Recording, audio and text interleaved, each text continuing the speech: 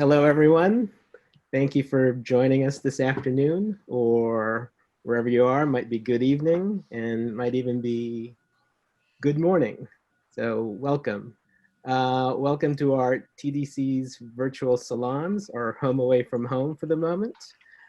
We at the TDC hope that you and your friends and family are doing well during this pandemic. So let me introduce our presenters today. Elizabeth Denlinger builds the library's collections documenting British Romantic literature and promotes them through classes, publications, digital projects, and exhibitions like this one. She was co-curator of the library's exhibitions before Victoria, Extraordinary Women of the British Romantic Era, and Shelley's Ghost, The Afterlife of a Poet. Elizabeth also wrote the companion volume of the same title to Before Victoria. She will be, or she was the guest curator of the exhibition at the Morgan Library on Frankenstein that opened in 2018. I'm sure some of you saw that. She received her PhD in English from NYU and a master's in library and information science from the Palmer School at Long Island University. Our co-presenter is Charles Cuykendall Carter. He's the assistant curator of the New York Public Library's Carl H. Pforzheimer Collection of Shelley and his Circle. He is also a metadata developer for the Shelley Godwin archive. Is that still correct, Charles? It's petered out kind of, but I mean, technically maybe. And are you still a member of the American Printing History Association? I am. I'm no longer on the board, but I was for 8 years, so.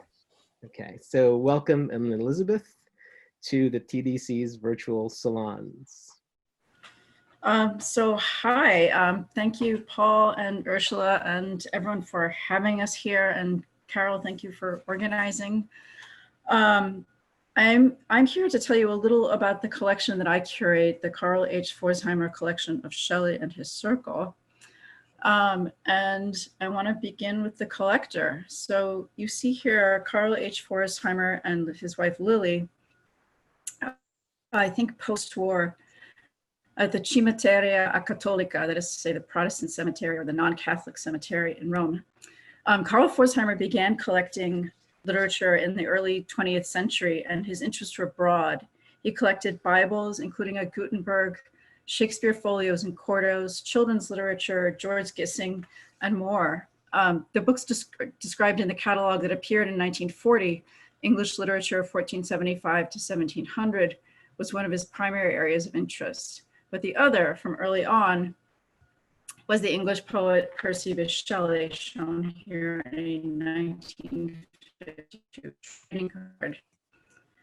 In the early 20th century, when Pforzheimer began to collect, Shelley was coming to the height of his popularity about 100 years after his death, aged 29 in 1822. We don't know much about why Pforzheimer was so interested in him, although he admired Shelley's capacity to go against the grain of popular opinion. The circle has always been interpreted widely, going from the inner circle of P.B. Shelley, Mary Wollstonecraft Shelley, her parents, and Shelley's friends Byron, Thomas Peacock, Thomas Jefferson Hogg, and so on, to include many aspects of British Romantic culture, including art, music, politics, history, education, children's books, and yes, some typography. Carl Pforzheimer himself was interested in typography and design, as evidenced by his hiring Bruce Rogers to design the monogram for his library. Rogers also had a hand in the 3-volume catalog, English Literature 1475 to 1700, although it was mostly the work of Frederick Ward.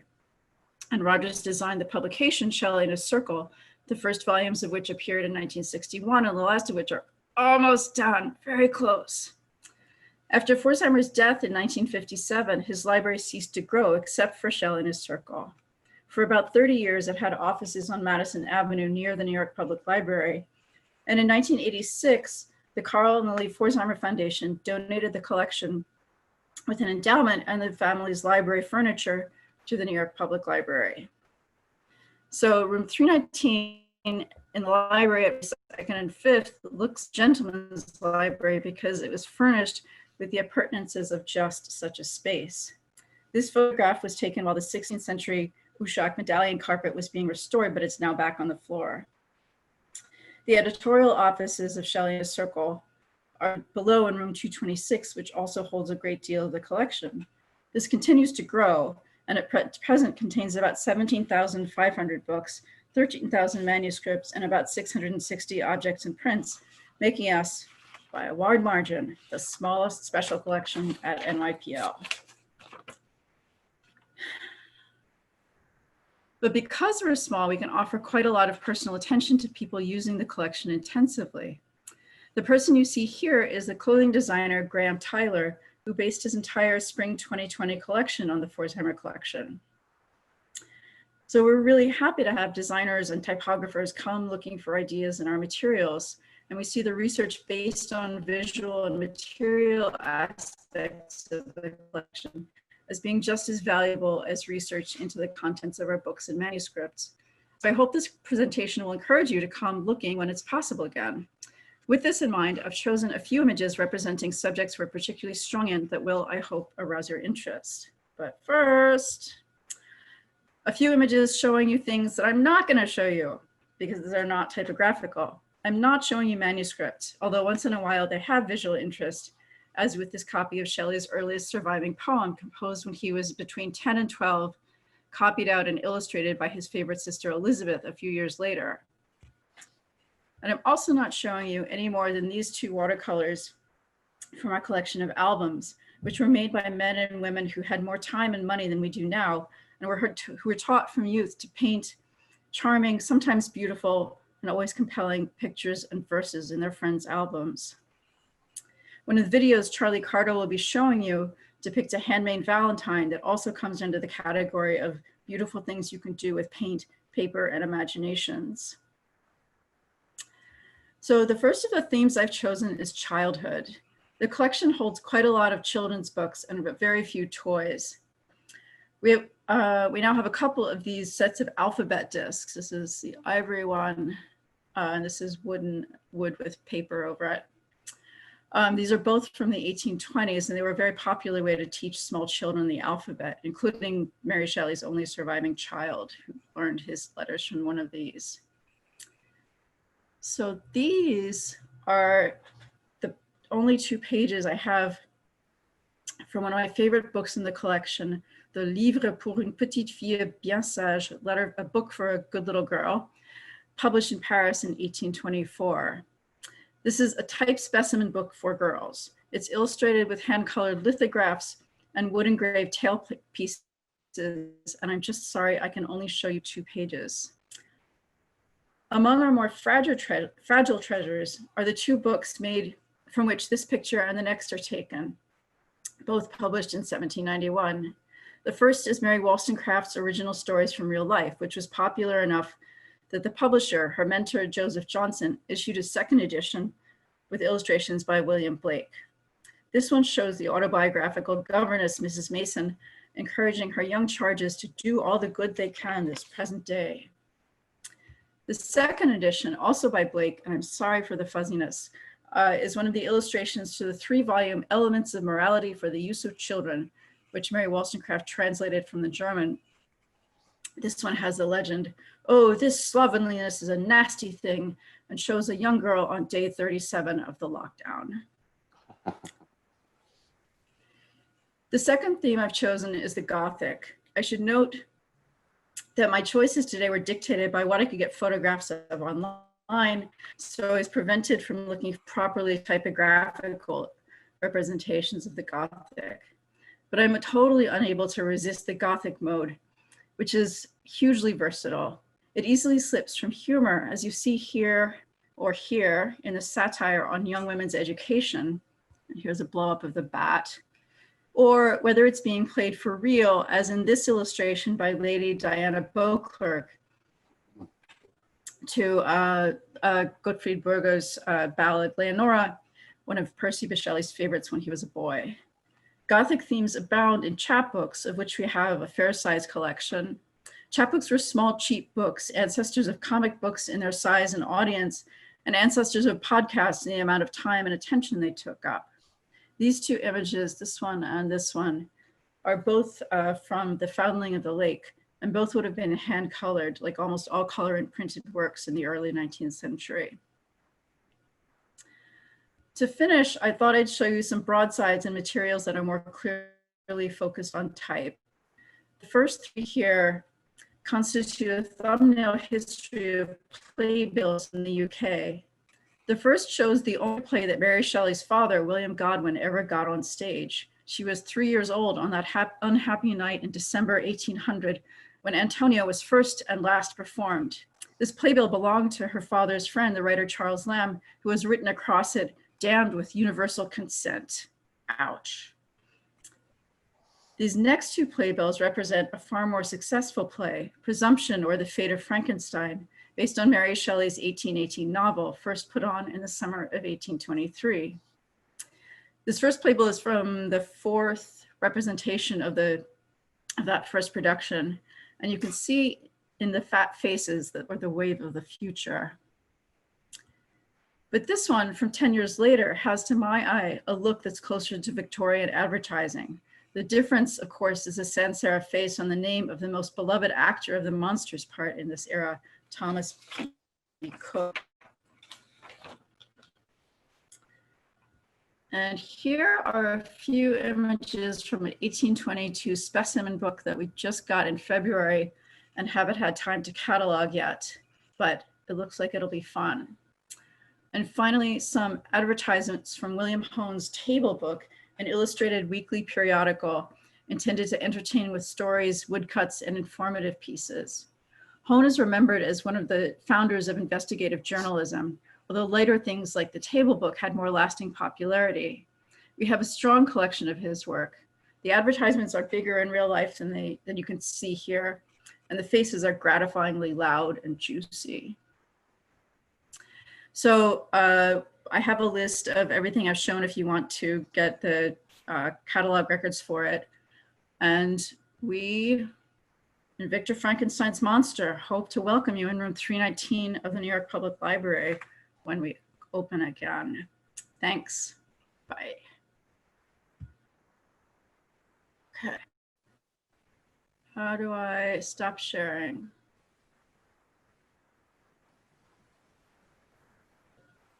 No. Paul, can you hear me? Because I don't know how to stop sharing. Oh, I'll take care of that. I think Okay, Charles great. is on screen now. Okay. So hi, everyone. First, I want to thank you all for tuning in. And I also want to thank Paul for asking us to be a part of your salon. It's a real honor, and we're so happy to be with you.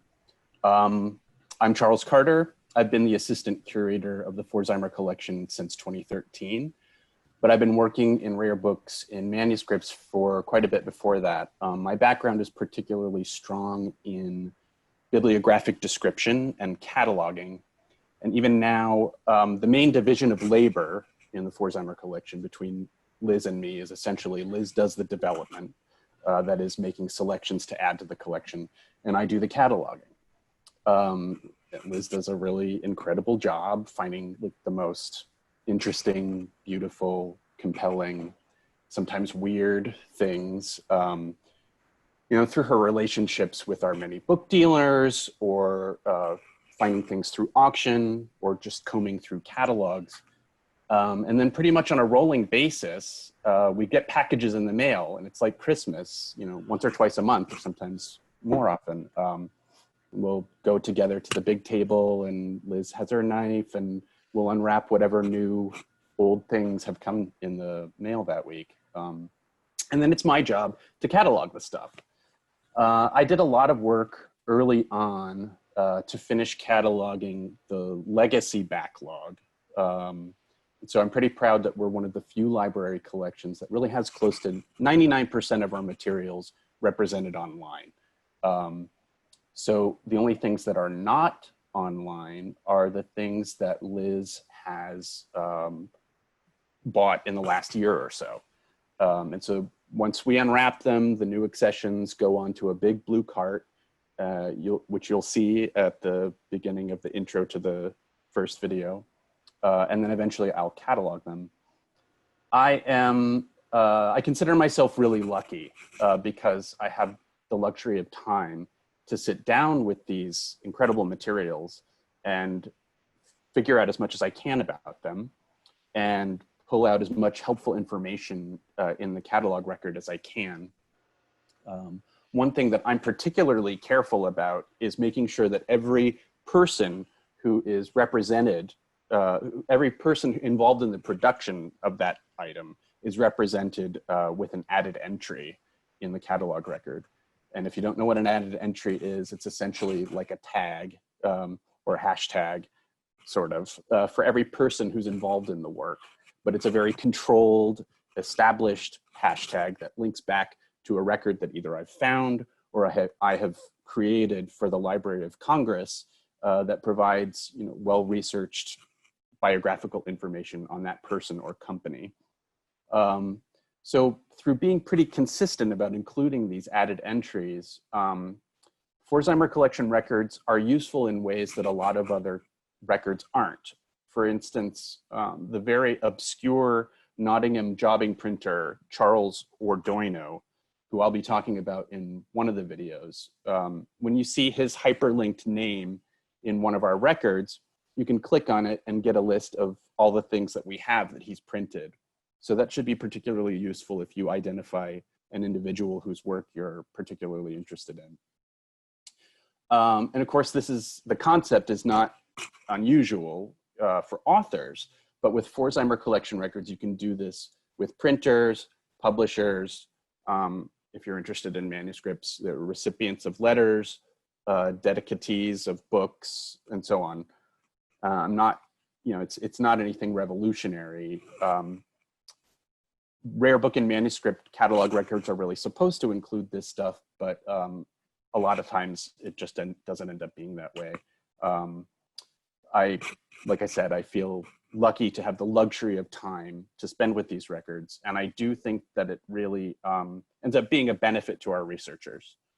I've actually thought a lot during the pandemic about how much I miss cataloging because there's something really psychologically satisfying about just clearing my desk and putting, you know, that one book or manuscript in front of me, and everything else just sort of disappears. And while I spend time studying this thing and doing background research and teasing out the key points and deciding the best ways that I can get this item into the hands of a researcher. And then really as a librarian and not a scholar, I can just sort of get to a point where I feel like I've done enough work and then I can move on.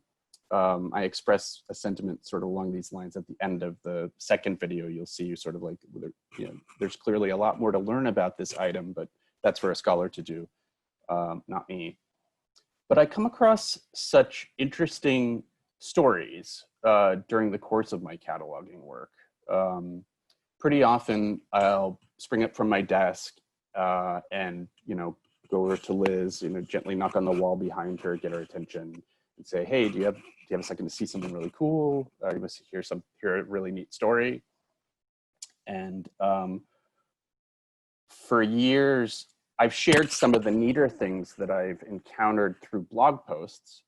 I did a lot of work on a really great set of plant specimen volumes from the 1840s that Liz found a few years ago that were made by someone called Miss Jackson. And I had a great deal of fun figuring out just who Miss Jackson was. But when it came to the Valentine that Liz mentioned that you'll see in this first video, I thought a blog won't cut it for this. A blog about this would just be kind of boring. And at first I was thinking maybe we could do sort of like an animated GIF of the Valentine unfolding. But then I started playing around with my iPhone, taking videos of myself unfolding it. And I just thought, oh, it should be a video. And I just sort of kept building on this idea and working on it. So in a nutshell, I'm very enthusiastic about my job and the interesting things that we get to spend time learning about. And I've had a lot of fun sharing my work in these videos. We're about to see 2 of them. The first one is a Valentine's Day theme, and it features 3 collection items. And then the second one is a Christmas theme, and it features 1 little toy book that has a lot of different little parts to it. And I hope you enjoy these videos, and I especially hope they give you a sense of the kinds of things that we can offer you in our reading room once things get back to some semblance of normalcy. And I hope you come visit us. Okay. Thanks. I'll start the video.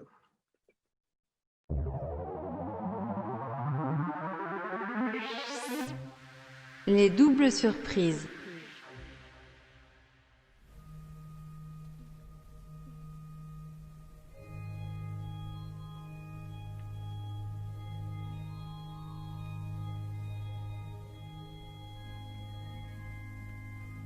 I'm Charles Cuykendall Carter, Assistant Curator of the library's Pforzheimer Collection, and I'd like to show you one of the Pforzheimer Collection's more recent acquisitions, one that, when it was produced nearly 200 years ago in France, would have made quite a nice gift for some lucky little girl or boy, though, given the nice condition in which it remains, was probably never in the hands of a child. It's a toy book called Les Portes Fermées ou Les Doubles Surprises, the closed doors, or the double surprises, and it's one of only 3 known copies in the world. In the story of Les Fleurs, the flowers, Marie wants to be the first to present her sister Claire with a bouquet on her birthday. She comes to Claire's bedroom door early in the morning. Ouvrez, c'est moi ma sœur, she says, but no one answers. Marie remembers she has a key, opens the door, and is surprised to see Claire just sitting there. But that's only one surprise, and we were promised double surprises. When we hold the card up to the light, an additional element of the story becomes visible. Claire hadn't answered the door because she was alone with her boyfriend, who'd beaten Marie to the punch with a giant basket of birthday flowers. 2 of the other stories are romantic comedies like this one. In the portrait, a young lady finds what she at first thinks is a mirror, but turns out to be a painting of her betrothed, who she's yet to meet. She finds the portrait unflattering and calls off the marriage. In La Française, Cécile tricks her old aunt into sending her on a long carriage ride with the boyfriend she's been forbidden to see hiding in the car. The remaining stories are quite a bit darker. The Temple of Diana is set in ancient Rome. Cupid, god of love, is jealous because the beautiful human, Athénée, gives all her attention to Diana, goddess of chastity. Cupid spies on Athénée in the temple, and while she's kneeling in prayer to Diana, Cupid conjures a statue of himself and forces her with magic to worship him. In The Temptation, an old monk rescues his friend, a younger monk, who's being tempted by the malevolent spirit Astaroth. The young monk has made himself a hermit, meditating in solitude with only his books, simple food, and a skull. But Astaroth wants to tempt him and takes the form of a beautiful woman, offering him pleasures, wine, and rich food. Last is the story of Mephistopheles. Little Jeppe doesn't believe the rumors that his modest living master is secretly the richest man in Nuremberg, until one day he spies on him and sees him counting bags upon bags of gold coins. But something strange.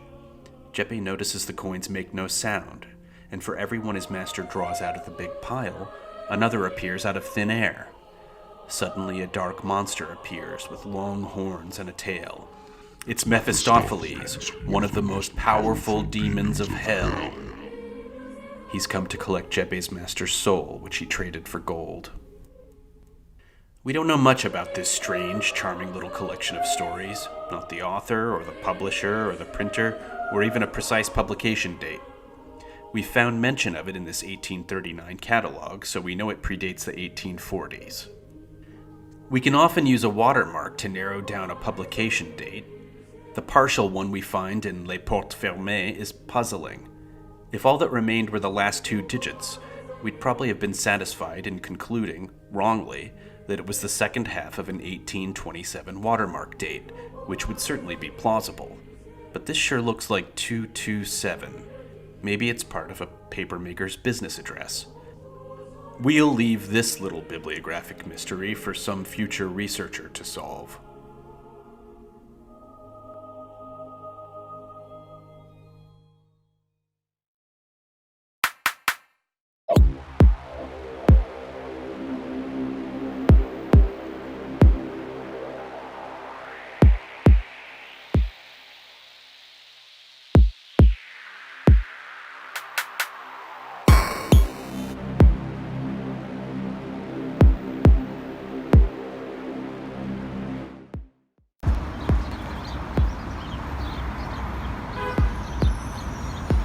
The New York Public Library's main branch on 5th Avenue and 42nd Street in Manhattan. Its collections provide researchers access to books, electronic resources, manuscripts, photographs, prints, all sorts of materials, many of which are difficult or impossible to get anywhere else. The library's collections grow nearly every day with acquisitions of materials both new and old. Let's take a look at some new accessions.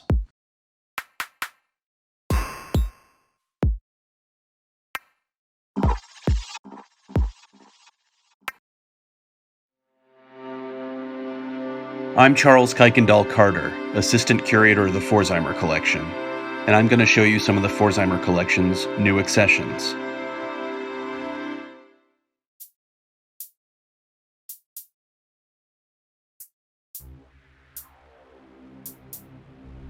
We don't know who S. Mitchell was, but we can guess that she was the original recipient of this little square-shaped envelope and the special letter inside.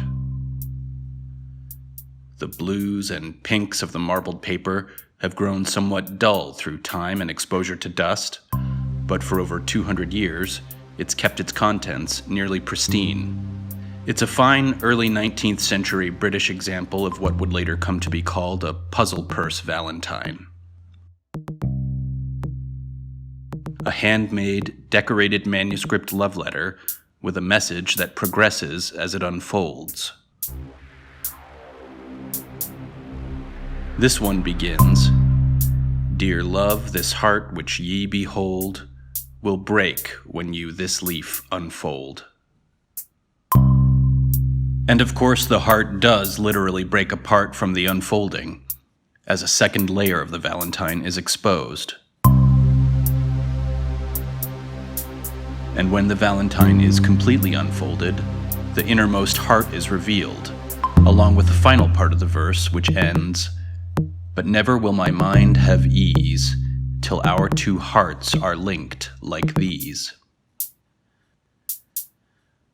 The Valentine isn't signed or dated, but the paper bears a watermark date of 1806, the year of its manufacture. We find it's unusual in this period for paper to be used more than a few years after the watermark date. Watermarks in paper are one of the best ways to pin down an approximate date for printed works too, when they don't grant us the courtesy of carrying their publication date right on the title page. The publisher of Sarah Scudgel Wilkinson's Turtle Dove, a guide to writing Valentine messages, called it an original Valentine writer for the present year, though he neglected to put a date anywhere in the book. He likely suspected that he'd have leftover copies of the Turtle Dove to sell for future Valentine's days, and didn't want an expired date spoiling a sale. But the watermark date is 1809. At this time, Sarah Scudgel Wilkinson, most remembered for her Gothic novellas, was a single mother operating her own business, a subscription library. For a small price, you probably could have borrowed the Turtle Dove from her shop at number 2 Smith Street, in what today is London's upscale Chelsea neighborhood. The Turtle Dove provides example poetical messages and responses which range from flowery and earnest to pithy and wry. One of my favorites is a laconic Valentine. "My fair I love, if you approve, I'm ready to be thine. But if not, no harm is done, my gentle Valentine.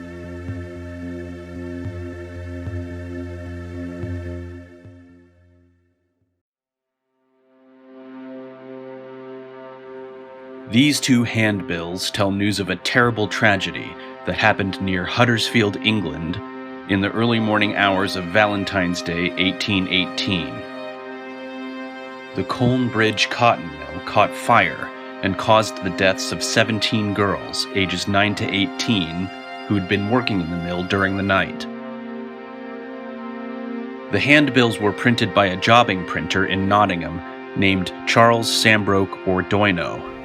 He would have had to work fast to get the handbills printed and sold while public interest in the horrid details of the story was still high. Haste is probably partly to blame for the typos. 12 lines of nearly identical text appear in both handbills, and when we digitally overlay one on top of the other, we can see that they were printed from the same typesetting.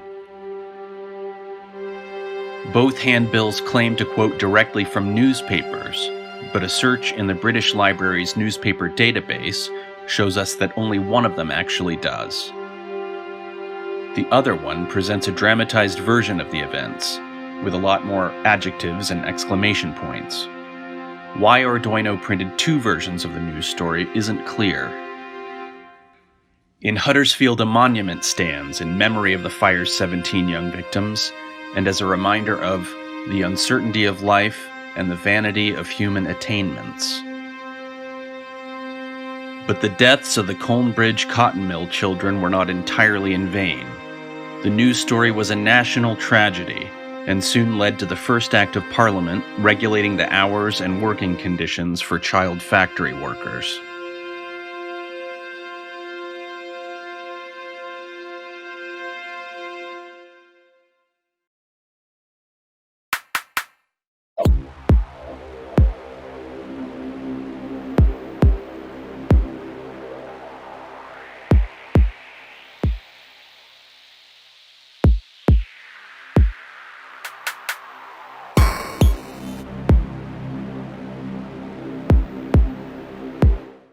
Charles, do you want to, and Elizabeth, do you want to follow up with those? I guess I'll say I have one more video that's on the library's YouTube channel that is about a book that's not in the Pforzheimer collection. It's from the Spencer collection. And it features, I'm not in it, it features one of our crackshot catalogers, Kathy Koblenz, talking about an incunable that she recently cataloged. And it's pretty cool if you feel like checking that out. I'm working on another one right now that is sort of stalled for various reasons relating to the pandemic, but it's about the comic book collection at the Schomburg Center for Research in Black Culture. And I'm looking forward to working on that one more too. Liz? There's been some questions. Someone said, how is the second reveal achieved? By holding, it was just Charlie holding up to the light. If anyone has other questions, we're happy to field them. Yes, I mean, honestly, sorry, the question about YouTube from Pavel Piskokov, if you just Google, just go to YouTube and put in NYPL Valentine or NYPL Double Surprises, you'll see these. Yeah, there's not a huge quantity of videos up there, so they're easy to find. How do you decide what's worth acquiring and what's not? That is always, it's a complicated question. There's some things that are really obvious, you know, unpublished stuff by any of the Shelleys or anyone in the circle. Obviously, if we can afford it, we get it. And then we look at, I generally don't get things that are available up and down the East Coast, like within a Metro North ride or a New Jersey Transit ride. But stuff that isn't available elsewhere and that I think would support research in the collection, that's what we get. And of course, I'm a sucker for beauty. So if it's beautiful, the chances of my getting it are higher. And then there's, of course, the limits of the budget. But anyway, it's complicated. But it's always sort of, do we have a lot of this? Do we want more? Do we have none of this, so we want more? Those kinds of questions. Have people been asking for this kind of thing lately? Have people been reading it? That's all of that sort of stuff comes up. So Charles, do you have any insight on how they produce those figures that are hidden? Is it all watermarks, or how do they add color? Oh, so it's pretty simple, actually. There's the bottom layer that has a little hand-colored engraving on it, and then a thinner sheet of paper over it, so that when you look at it in under normal circumstances, all you see is what's on the top layer. But then when you hold it up to the light, you're able to see the image that's behind. Charlie, I don't know if you can see the Q&A, but people are asking, what are our backgrounds? I did a PhD in English and sort of ended up in the British Romantic period, actually on Mary Wollstonecraft, and ended up at Shelley and his Circle, working for the publication first, and then the collection. And Charlie? I started working in my college special collections pretty soon after I learned that such a thing existed. And I couldn't believe that there was this secret room in the library where there were, papers owned by actual authors. And it just was immediately fascinating to me. And I've been working in special collections ever since. I got an MFA in poetry from NYU, and I went to the same library school Liz did, the Palmer School, and it was a pretty quick addiction for me. I just really am endlessly tickled by this stuff. So someone asks, in today's context, what are the most controversial materials you hold? Honestly, there's not, libraries are pretty broad-minded places, and I can't say I've ever had to think about controversy buying anything. I can tell you at the moment what our most popular thing is the will of Anne Lister, who was a landowner in Yorkshire in the early and mid 19th century, and I think it's HBO. Anyway, there's a TV series about her called Gentleman Jack. She's sort of thought of as like the first clearly identifiable outish lesbian. So anyways, there's this really very fun TV series, and we have her will. So of course everyone is wanting to see the will. By everyone, I mean 10 people over a few months, which is a lot for us. I have a question. So yeah. how big is the collection? How many holdings does it have, roughly? We've got, Charlie just totted this up recently. So about 17,500 books and about 13,000 manuscripts and about 660 objects and prints. So and when you mean prints, does that include broadsides and I think the broadsides are included in the book numbers, actually. okay, yeah. I think, but as we have, I think it's safe to say, at least a few hundred broadsides. And is this the main collection at the New York Library that focuses on 17th and 18th century materials? We're the only collection that focuses on the British Romantic period, but which is more like late 18th, early 19th century. But yeah, most collections are just way broader. We are weirdly narrow and specific, and it's just because of Karl Pforzheimer. So someone asks, what makes something a broadside versus other prints? When Charlie and I say broadside, we're thinking of something that is mostly composed of type as opposed to an image. So yeah, so like playbills are broadsides. There's advertising handbills. It's a pretty broad term. I mean, sort of wall newspapers are broadsides. Yeah.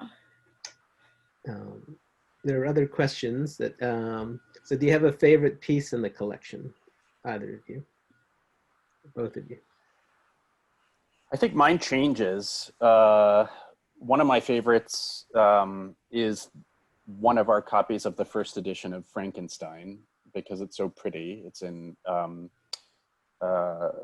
pink paste paper boards, and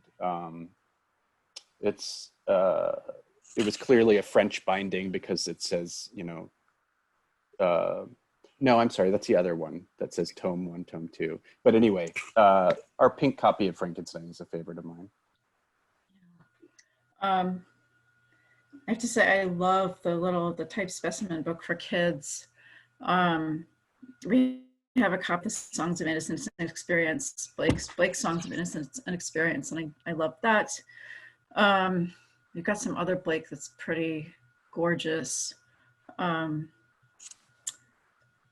But I'm also really fond of, I mean, we have like the manuscript of, or a manuscript of Robert Burns's the poem on turning up a mouse in his field.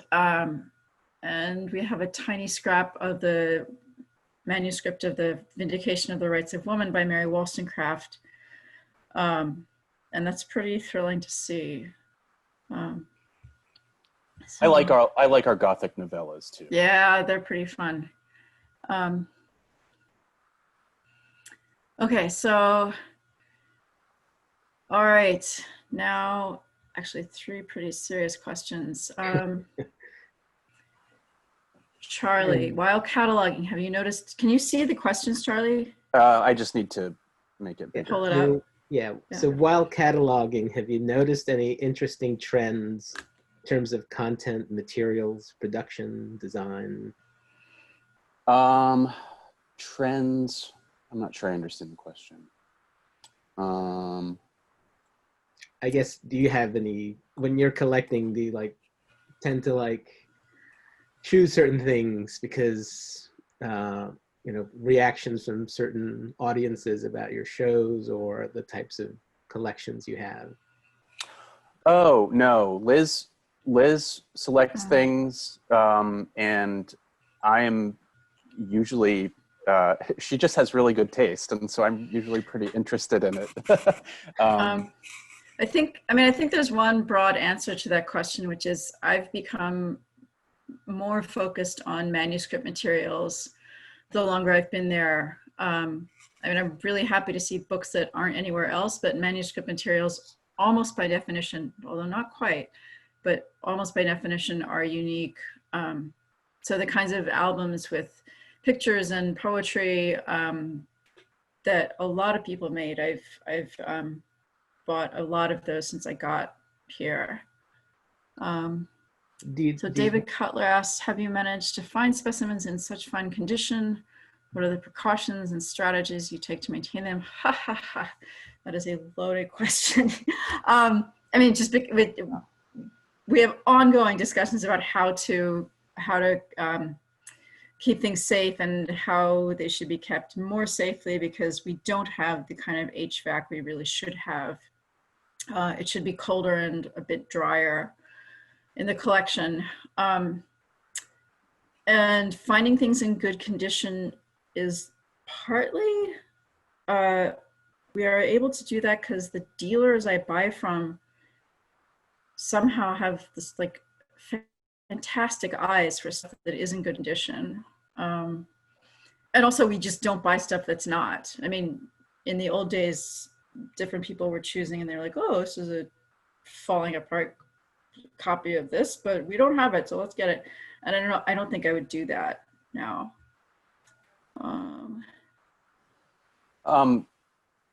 Chiakwa has clarified his question, his or her question, and insights about their lives. You find stuff all the time. I find stuff all the time about their lives, and I'll just share something that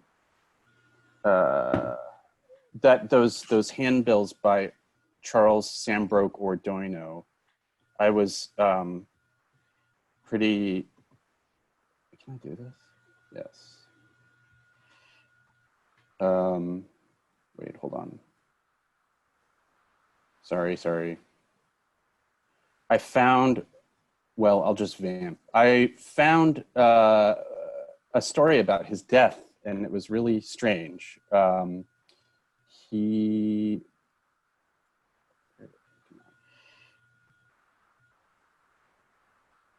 yes. Okay.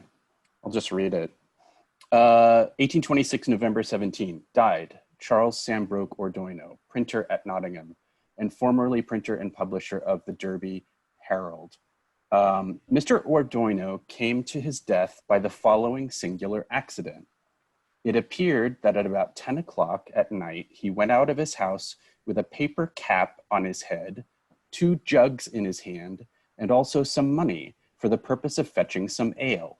And when he had got within 9 yards of the door, Edward Wilford, a butcher, who came out of the public house in haste, ran against him in the dark. Their foreheads met, and the deceased was knocked down. A surgeon was called, but the deceased was insensible, and he died about 9:30 the following evening. On examination, it was found that a blood vessel within the brain was ruptured, and a recent wound was found on each instep. So, that's one of the bloodier insights. So Misha Beletsky has asked about the 19th century display types that were part of the older Pforzheimer collection. We didn't keep specimens of them. And I'm trying to remember where they went, because they were kept together. Charlie, do you remember? I want to say where they went? Yeah, I want to say somewhere, either LC. SUNY Purchase. Yes, that's okay. Yeah, so Misha, they're at SUNY Purchase, and they are still together. Another question: how can people get access to the collection? So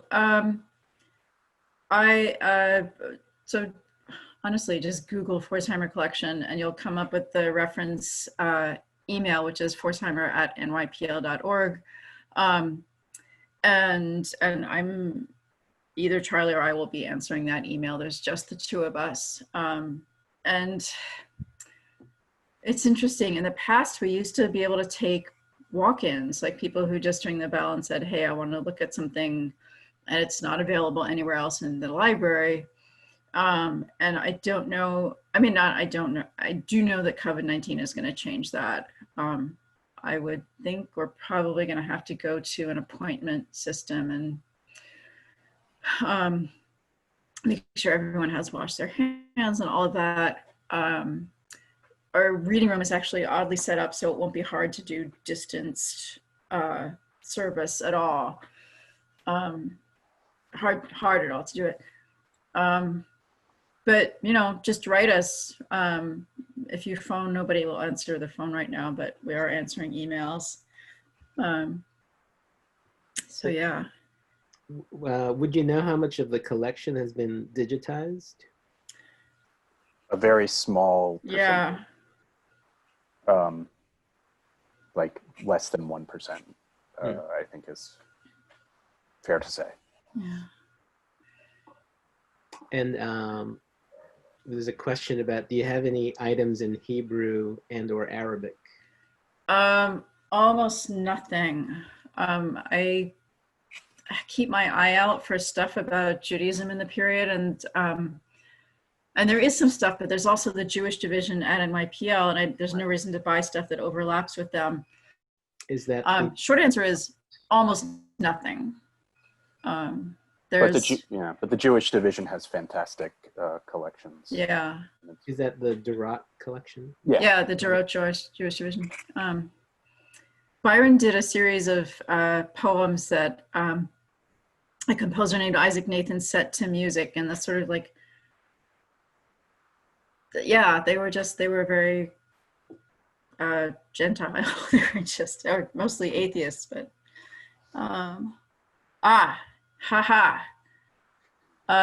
because, okay, so Gloria Wu asks, why are artifacts being handled without gloves? There are good reasons for that. So photographs are much more fragile than paper, but the paper of this period is made with rag, and it's tougher than, it's tougher than the paper with wood pulp. So in fact, what you need are just clean hands to handle it, and gloves are deleterious to the materials pretty often because you just can't feel as much through them. So, yeah, touching it with your fingers is actually the safer thing to do. Yeah, I was scolded in a YouTube comment about handling the little toy book with my hands, and yeah, you just can't tell how gentle you're being with a piece of paper with gloves on. And so the recommendation, I mean,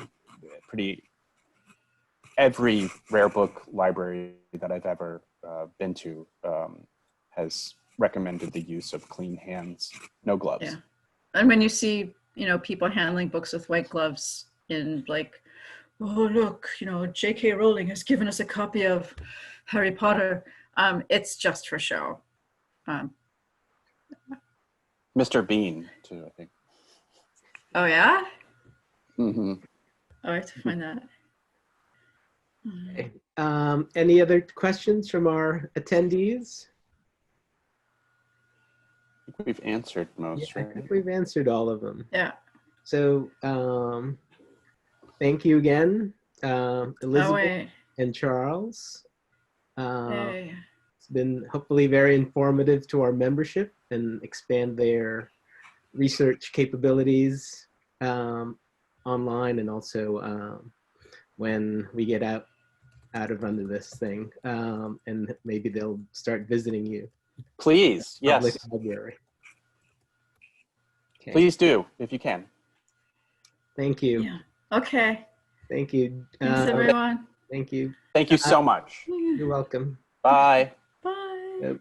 And to all, good morning, good afternoon, and good evening. Thank you.